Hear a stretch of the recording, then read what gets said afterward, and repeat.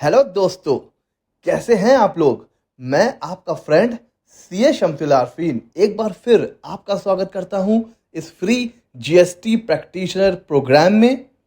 और आज का लेक्चर फ्रेंड्स अपने आप में बहुत इम्पॉर्टेंट होने वाला है और बहुत मज़ेदार होने वाला है, जो कि है वैल्यू ऑफ सप्लाई। इस चैप्टर में हम क्या सीखेंगे? हम वो वैल्यू निकालना सीखेंगे जिसके ऊपर जीएसटी चार्ज किया जाता है। अब आप ये सोचोगे कि सर ये तो बहुत इजी है, हम कोई भी गुड्स या सर्विस जब परचेज करते हैं तो जो सामने वाला जो बेचता है वो हमें बताता है भैया ये मोबाइल है 20,000 रुपये का, वो हम उसको पैसे दे देते हैं जीएसटी लगा के, वो हमें मोबाइल दे देता है, बात ख़त्म। यही तो होती है वैल्यू। बिल्कुल सही, यही वैल्यू होती है और हमें यही वैल्यू निकालनी है। लेकिन हर अलग अलग कंडीशन में अलग अलग तरीके से वैल्यू निकालते हैं। कहीं ऐसा ना हो जाए कि जो बेचने वाला है और जो खरीदने वाला है वो दोनों मिलकर टैक्स की चोरी करें, जीएसटी की चोरी करें और सरकार को चूना लगाते रहें। तो सरकार ने अलग अलग कंडीशन के लिए अलग अलग रूल बना दिए कि अगर ऐसा ऐसा होगा तो उसके लिए कुछ तरीके हमें बता दिए जिससे हम वैल्यू निकालेंगे। तो देखिए, हम वैल्यू ऑफ सप्लाई से क्या फाइंड आउट करेंगे? To find out the value on which GST will be charged. जिस वैल्यू पर हम जीएसटी चार्ज करेंगे उस वैल्यू को हम निकालना आज सीखेंगे। और इसको हम क्या कह सकते हैं? Taxable value. Value on which tax is levied, उसको हम बोलेंगे टैक्सेबल वैल्यू। तो देखिए, कोई भी सप्लाई हो रही हो, चाहे गुड्स चाहे सर्विस, वैल्यू निकालने के दो रास्ते हैं, ठीक है।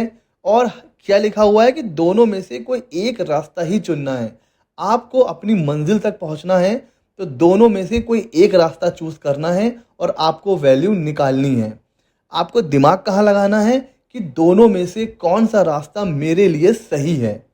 पहला रास्ता है कि भैया जितने में बेचा है वही है वैल्यू ऑफ सप्लाई, खत्म, कोई दिमाग नहीं लगाना है।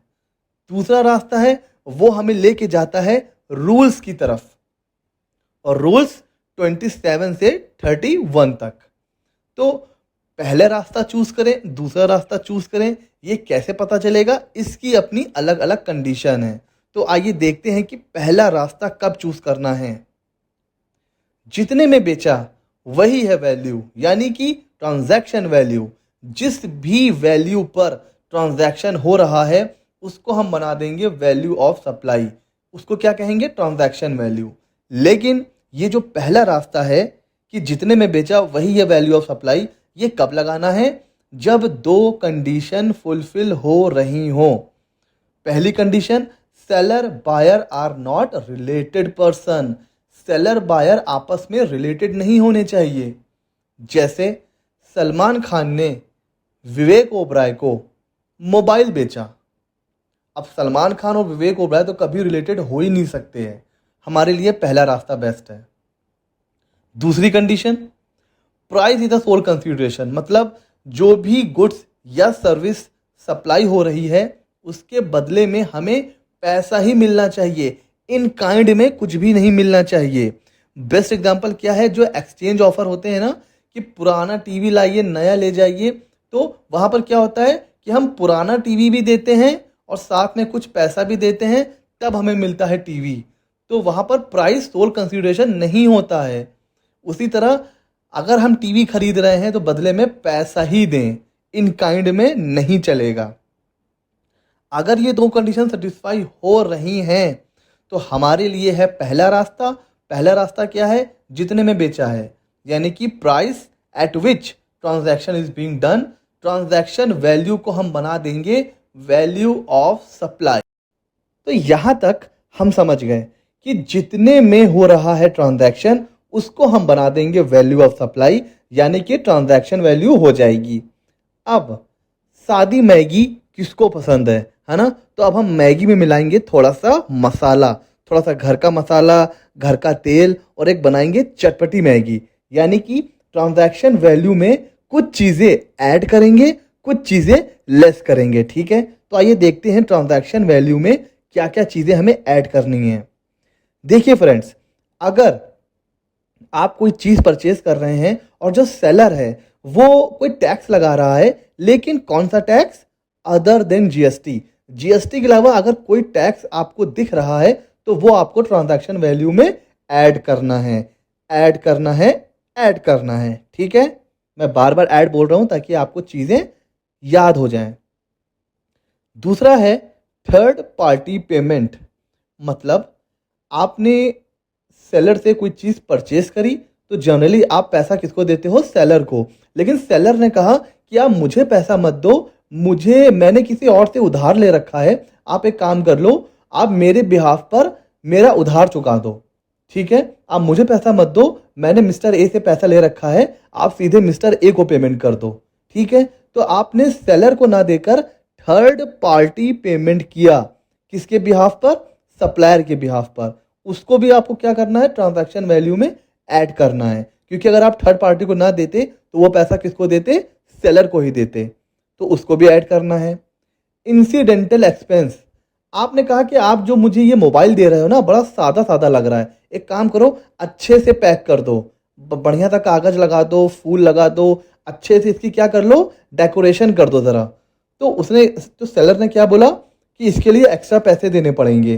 तो ये सब जो इस तरह के जितने खर्चे होते हैं वो क्या होते हैं? Incidental expense. अगर ये आपने पे किया है तो वो भी ट्रांजैक्शन वैल्यू में ऐड हो जाएगा। उसके अलावा आपने सेलर से कहा कि अभी तो मेरे पास पैसे नहीं है, मैं एक हफ्ते बाद आपको दे दूंगा। तो सेलर ने बोला आपने अगर एक हफ्ते में नहीं दिया तो एक हफ्ते के बाद मैं रोज आपसे 50 रुपए लेट फीस चार्ज करूंगा, या फिर अगर आपने एक हफ्ते के बाद नहीं दिया तो फिर आपको 1,000 रुपये बढ़ा के देना पड़ेगा। इन शॉर्ट, कोई इंटरेस्ट, लेट फीस या पेनाल्टी है तो वो भी आप क्या करोगे? ट्रांजैक्शन वैल्यू में ऐड करोगे। और जो सब्सिडी कभी कभी मिलती है हमें, आपने देखा होगा कि जैसे कोई लघु उद्योग है, खादी के कपड़े होते हैं, इनको प्रमोट करने के लिए कई बार सब्सिडी मिलती है। लेकिन क्या लिखा हुआ है रूल में? वो सब्सिडी जो सेंट्रल और स्टेट गवर्नमेंट के अलावा अगर कोई सब्सिडी मिल रही है, कोई प्राइवेट इंस्टीट्यूशन कोई सब्सिडी दे रहा है, कोई एनजीओ, कोई ट्रस्ट, अगर ये लोग सब्सिडी दे रहे हैं तो उसको भी हमें क्या करना है? ट्रांजैक्शन वैल्यू में ऐड करना है। ठीक है, अच्छा, इन चीज़ों को ऐड कब करना है? अगर ये ट्रांजैक्शन वैल्यू में पहले से ऐड नहीं है। अगर पहले से ऐड है तो फिर कोई टेंशन ही नहीं है ना, मरे हुए को क्या मारोगे।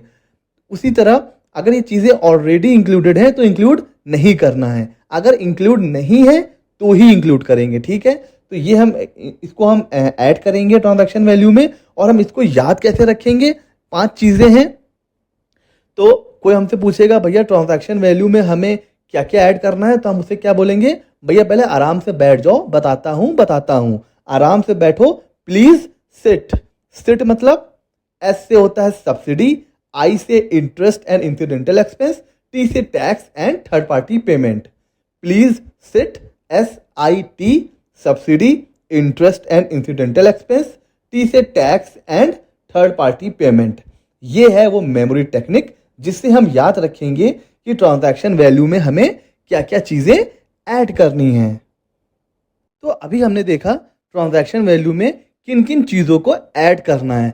अब देख लेते हैं किसको किसको लेस करना है। तो लेस में तो बहुत इजी है भाई, हम कोई चीज़ परचेज करने जाते हैं तो कई बार क्या करते हैं? बार्गेनिंग करते हैं, और बार्गेनिंग के बाद हमें थोड़ा बहुत डिस्काउंट मिल जाता है। तो जितना भी डिस्काउंट सेलर हमें देता है वो हम क्या करेंगे? ट्रांजैक्शन वैल्यू में से लेस कर देंगे। सिंपल, यही तो होता है। 10,000 की चीज़ अगर आपको 8,000 में मिल गई तो वैल्यू ऑफ सप्लाई किसको बनाएंगे? 8,000 को। बस वही लिखा हुआ है कि डिस्काउंट गिवन बिफोर और at the time of supply and recorded in invoice. जो इनवॉइस इशू हो रहा है उसमें लिखा होना चाहिए कि डिस्काउंट कितना दिया जा रहा है, उसको लेस कर देंगे। अच्छा, सप्लाई करने के बाद अगर कोई डिस्काउंट दिया है, जैसे कई बार क्या होता है, जो डीलर्स होते हैं, बड़े बड़े कंपनीज के जो बड़े बड़े डीलर्स होते हैं, उनको जनरली ये ऑफर दिया जाता है कि अगर आपने 1,000 मोबाइल बेच दिया तो 1,000 मोबाइल के बाद जब आप 1,001 मोबाइल का ऑर्डर देंगे तो हम आपको क्या करेंगे? डिस्काउंट दे देंगे। अभी तक 1,000 मोबाइल आपको पड़ रहा था 10,000 रुपए का, अगर आपने 1,000 मोबाइल बेचा तो अब आपको मोबाइल कितने का पड़ेगा? सिर्फ 9,000 का। क्यों? क्योंकि आप हमारे सबसे बेस्ट डीलर हो, बढ़िया सेल कर रहे हो, हम आपको इंसेंटिव देंगे और हम सबको भले ही कितने भी मोबाइल बेचें, आपको हम डिस्काउंट में मोबाइल बेचेंगे। तो ये सब चीज़ें क्या होती हैं? Post supply discount.